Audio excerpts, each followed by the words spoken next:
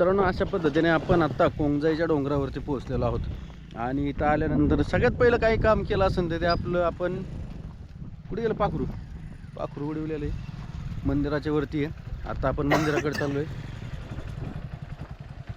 आपले पार्टनर गाड्या घेऊन चाललेत पुढं, आपण जाऊ पायी आणि आज बऱ्याच दिवसानंतर आपण कोंगजाईच्या डोंगरावर आलोत. तुम्हाला जर आठवत असेल तर आपण आपल्या यूट्यूब चॅनलवरचा पहिला व्हिडिओ हा याच ठिकाणी कोंगजाईच्या मंदिरावरती दर्शन घेऊन चालू केलेला होता. तर आता जाऊयात पुढं मंदिराजवळ. तर नमस्कार मित्रांनो, कसे आहात तुम्ही? आम्ही तुमचे दोस्त काय मस्त. हा प्रशांत, हा प्रवीण, संदीप आणि कुठे गेलं रे हेमंत.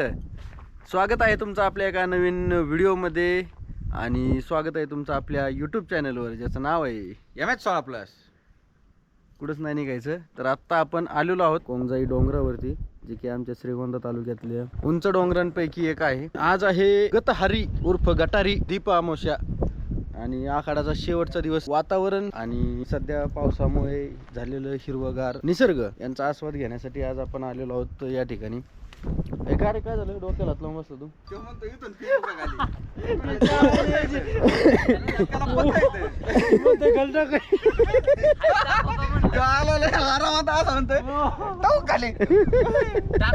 मी काय म्हणलं म्हणाल त्याला पक्क येतं, ती काय कुठं जात नाही, तुला पुढे जाऊ नको. मित्रांनो, खरं तुम्हाला व्हिडिओमध्ये दिसलं असं नाही, या ठिकाणी ही जी दगड येतं ह्या दगडाची ही जी भिंत बनवलेली आहे. तर काय इथं म्हणजे अनुदान म्हणा किंवा काही विकास काम म्हणा, काय असेल ते असेल, आपल्याला त्याबद्दल काही माहिती नाही.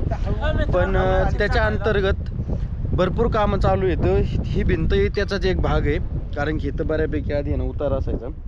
तर आता ही भिंतीमुळं इथं असं हे बऱ्यापैकी हे पटांगण झालेलं आहे. तर ही जी विकास कामं होत आहेत भरपूर चांगली होत आहेत. 2-3 त्याच्या टोप्या टाकलेल्या आहेत. म्हणजे टोप्या म्हणजे ते तसलं चंबू पण नाही, तंबू बसायसाठी, रावट्या बसायसाठी. एकावरती माळढोक पक्षाचं मस्तपैकी शिल्प आहे, सिमेंटामध्ये बनवलेलं. भरपूर असं मस्त असं इथं गार्डन वगैरे काहीतरी तयार होईल. तर मित्रांनो, या साठ्याकडं बघून प्रथमदर्शनी असं वाटतंय की प्राणी पाणी प्यायला आल्यानंतर पाणी पिण्याऐवजी या पाण्यातच पडेल, असं म्हणजे एकदमच खोलवर आणि असं थाट असा याचा आकार आहे.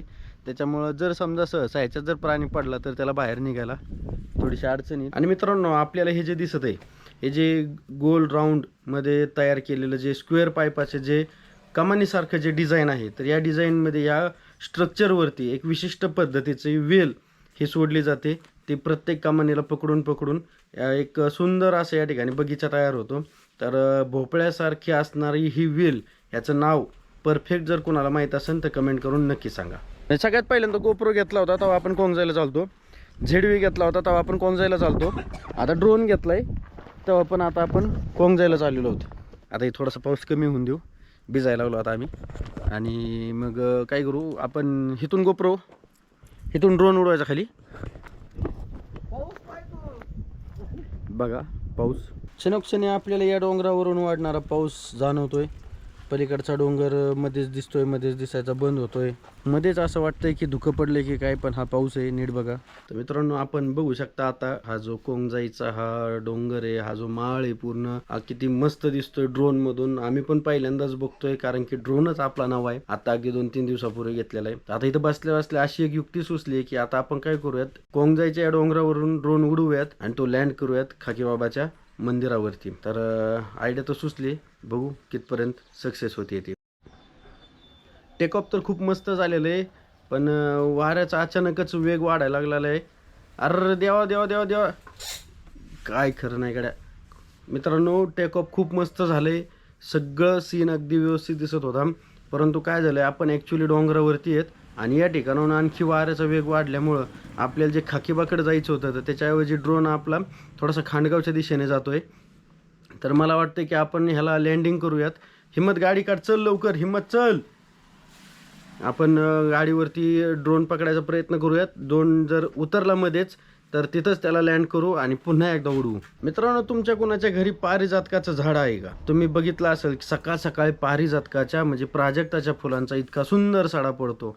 अशी छोटी छोटी छोटी छोटी पांढरी फुलं अशा अख्ख्या पटांगणामध्ये आपल्या अंगणामध्ये पसरलेली असतात. आता तुम्ही बघा किंवा महाराजांच्या मंदिराच्या परिसरात आलेलो आहोत, तर वरून तुम्हाला सुंदर असे पांढरे पांढरे पांढरे पांढरे फुलं दिसत असतील. तर हा आखाडाचा पूर्ण महिना, आज आखाडाचा शेवटचा दिवस आहे. पूर्ण आखाडामध्ये झालेल्या जत्रांच्या पंतरवाळ्या, प्लास्टिकचे ग्लास आणि इतर काही ज्या वस्तू असतील, कॅरी बॅगा म्हणा किंवा पिशव्या पाशव्या, असे जे प्लास्टिकच्या वस्तू येतं, ह्या संपूर्ण वस्तूंचा या ठिकाणी सुंदर असा सडा पडलेला आहे. त्यामुळे हा पूर्ण परिसर प्रदूषित झालेला आहे. वन विभाग तरी किती काळजी घेईल?